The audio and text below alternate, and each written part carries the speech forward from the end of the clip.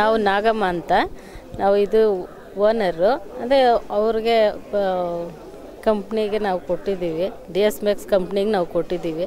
ತುಂಬ ಒಳ್ಳೆ ಕಂಪ್ನಿ ಅದು, ನಮಗೆ ಇಷ್ಟ ಆಗಿ ಕೊಟ್ಟಿದ್ದೀವಿ. ಆದರೆ ಇದು ಬಸ್ಸು ಎಲ್ಲ ಏರ್ಪೋರ್ಟು ಎಲ್ಲ ಹತ್ರ ಇದೆ ನಮಗೆ.